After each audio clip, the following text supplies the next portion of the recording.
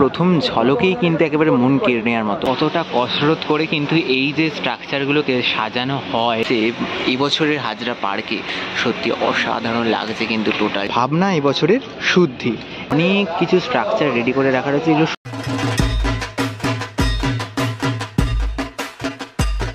Jatin Das park metro station, আর এই Jatin Das park metro station থেকে নেমেই পরপর কিন্তু আমরা অনেকগুলো পুজো একসাথে দেখতে পাই।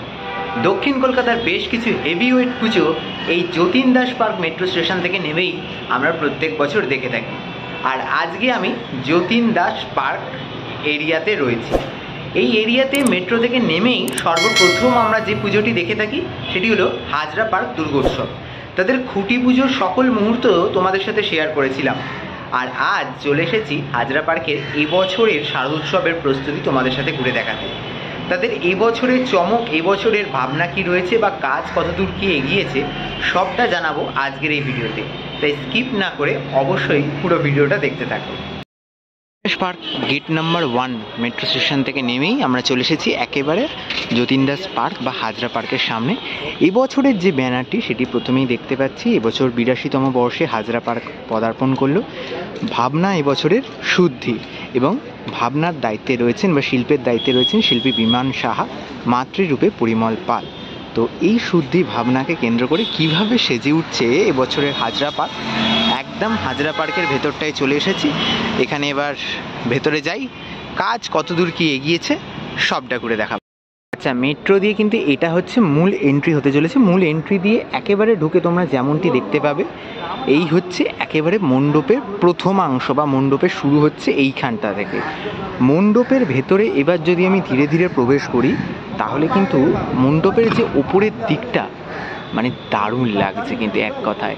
এটা আমি যেটা দেখতে পাচ্ছি একদম প্রথম ঝলক হিসেবে হাজরা পার্কের, সেই হাজরা পার্কের প্রথম ঝলকেই কিন্তু একেবারে মন কেড়ে নেওয়ার মতো। এদের যে ভাবনা রয়েছে শুদ্ধি, সেই শুদ্ধি ভাবনাকে কেন্দ্র করেই কিন্তু টোটাল মণ্ডপসজ্জা এবছরের হয়েছে। আর যদি মণ্ডপসজ্জার কাজগুলো বলে থাকি তাহলে কিন্তু এই ধরনের যে বাঁশকে সরু সরু কঞ্চির মতো করে কেটে কিন্তু এইখানে ওপরেতে ছোট ছোট করে কেটে সরু সরু করে ফিলে কঞ্চির মতো করে কেটে সেগুলো দিয়ে টোটাল মণ্ডপটাকে সাজানো হয়েছে। সত্যি দারুণ লাগছে কিন্তু এই ওপরটা টোটাল। প্রচুর পরিমাণে বাঁশের যে চাটাই, সেই চাটাইগুলো দিয়ে কিন্তু এইখানে প্রচুর এরকম বড় বড় কিছু স্ট্রাকচার করে রাখা রয়েছে। এই স্ট্রাকচারগুলো কিন্তু বিভিন্ন পার্টে ইনস্টল হবে ধীরে ধীরে। এখন হাতে আর মাত্র কয়েকটা দিন রয়েছে। আর এই দিকে এরকম একটা বড় গোল স্ট্রাকচারও দেখতে পাচ্ছি। তো এই কয়েকদিনের মধ্যেই এই পার্টগুলোকে কিন্তু ইনস্টল করে ফেলার যে প্রক্রিয়া সেগুলো হবে।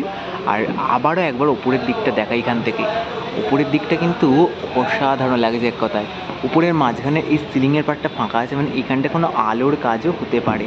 তো মোটামুটি এই যে বাঁশকে সরু সরু কঞ্চির মতো করে কেটে এত সুন্দর একটা মণ্ডপ, তার এই যে উপরের দিক সিলিং ভাগটা তো অসাধারণ লাগে। এই যে মণ্ডপের প্রথমাংশ, এই প্রথমাংশ পেরিয়ে যদি এবার আমরা এগিয়ে যাই ধীরে ধীরে মণ্ডপের দ্বিতীয় অংশের দিকে, এবার এটা হচ্ছে যেটা সামনে যেটা দেখতে পাচ্ছি সেটা হচ্ছে মণ্ডপের একেবারে দ্বিতীয় অংশ।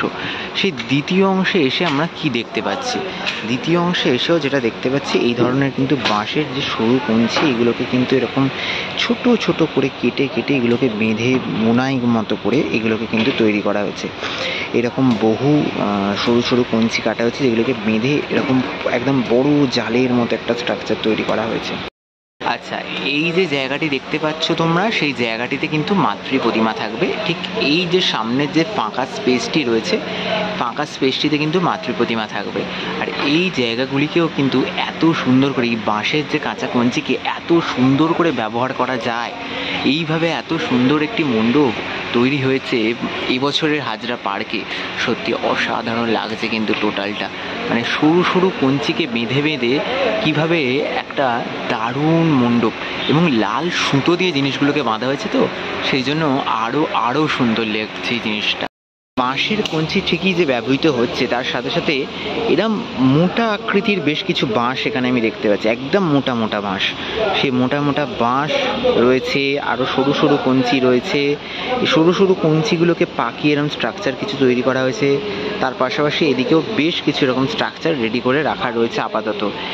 আর এইখানেও সামনেও একটা এরকম বিশাল বড় মুখের মতো স্ট্রাকচার আমি কিছু একটা দেখতে পাচ্ছি। ঠিক এই যে স্ট্রাকচারটা, এর পিছনে যে স্ট্রাকচারটা রয়েছে আমি একটু দেখাই এদিক থেকে।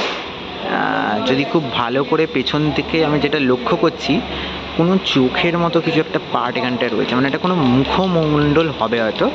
তো সেটি কিন্তু একদম বাঁশের এই চাটাই দিয়ে কিন্তু পুরোপুরি রেডি করা হয়েছে।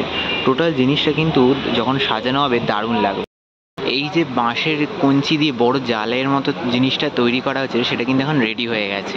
সেই জিনিসটা কি দাদারা কিন্তু মণ্ডপের যে পার্টে লাগানো হবে তার জন্য প্রস্তুতি করছে।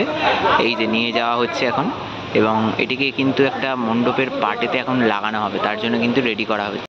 আচ্ছা, ঠিক এই জায়গাটিতে যেখানটাতে মাতৃ প্রতিমা রাখা আছে, মানে হবে আর কি, সেই জায়গাটিতে কিন্তু এরকম অনেক কিছু স্ট্রাকচার রেডি করে রাখা রয়েছে। এগুলো সম্পূর্ণভাবে এরকম বাঁশের কঞ্চি, ঝুড়ির মতো, পাখির মতো এরকম বহু স্ট্রাকচার কিন্তু এখানে রাখা রয়েছে। এরকম একটা পাখির মতো দেখতে পাচ্ছি, এরকম বড় বড় ঝুড়ির মতো কিছু স্ট্রাকচার দেখতে পাচ্ছি। এদিকে কিন্তু টোপরের মতো কিছু স্ট্রাকচার দেখতে পাচ্ছি। মোটামুটি অনেক মেটেরিয়াল রয়েছে যেগুলো কিন্তু এই মণ্ডপে ইনস্টল হতে চলেছে। দেখো কতটা কসরত করে কিন্তু এই যে স্ট্রাকচারগুলোকে সাজানো হয় মণ্ডপের ভেতরে, সেই দৃশ্যটা একবার দেখো। এই যে বাঁশের চাটাই এত বড় যে স্ট্রাকচারটা দাঁড় করানো হয়েছে জালের মতো, সেগুলোকে কিন্তু এখন নিচ থেকে তৈরি করে নিয়ে, যেমনটা দেখাচ্ছিলাম, তৈরি করে নিয়ে গিয়ে ওপর থেকে এই বেন্ড করে লাগানো হবে। আর ঠিক এই যে যেখানে মাতৃ প্রতিমা রয়েছে, ঠিক এই জায়গাটিতে কিন্তু এই রকম ভেতরের দিকটা পুরো গোলাকার, ওপরের দিকটা আবার সরু হয়ে গিয়ে আবার ওপরের দিকটা কিন্তু ছড়িয়ে গেছে চারদিকে। এই রকম কিছুটা ডিসপ্লে আমি দেখতে পাচ্ছি এই জায়গাটিতে।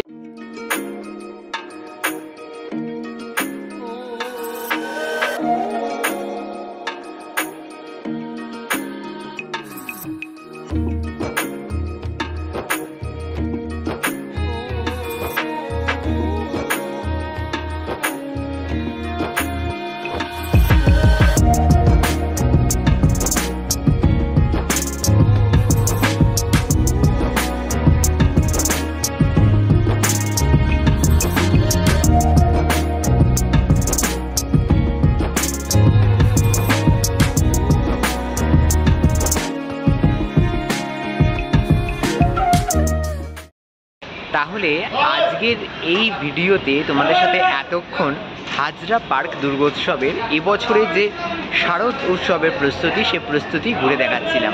তার সাথে জানালাম এবছরে তাদের ভাবনা রয়েছে শুদ্ধি। এই শুদ্ধি ভাবনাকে কেন্দ্র করে এত সুন্দর একটি মণ্ডপ গড়ে উঠছে, যে মণ্ডপের মূল ইনস্ট্রুমেন্ট হিসেবে উঠে আসছে বাঁশ, এবং বাঁশের সরু সরু কঞ্চি থেকে শুরু করে বিভিন্ন বেতের মেটেরিয়াল, সমস্ত কিছু দিয়ে হাজরা পার্কের এবছরের মণ্ডপ সাজছে। যাই হোক, তো মোটামুটি হাজরা পার্কের প্রস্তুতি ঘুরে দেখানোর চেষ্টা করলাম। আশা করছি হাজরা পার্কের এই প্রস্তুতির ভিডিও তোমাদের ভালো লেগেছে। আগামী দিনে আরও পুজোর আপডেট আসছে খুব তাড়াতাড়ি আমার চ্যানেলটাকে সাবস্ক্রাইব করে রাখো। ভিডিওটা ভালো লেগে থাকলে লাইক আর শেয়ার করতে ভুলো না। আর অবশ্যই কমেন্ট করে জানাও কারা কারা হাজরা পার্কের এই পুজো দেখতে আসো। আজকের মতো ভিডিওটা এখানেই শেষ করলাম। দেখা হবে পরবর্তী নতুন কোনো আপডেট নিয়ে খুব তাড়াতাড়ি। আজকের মতো সকলকে এখানেই টাটা।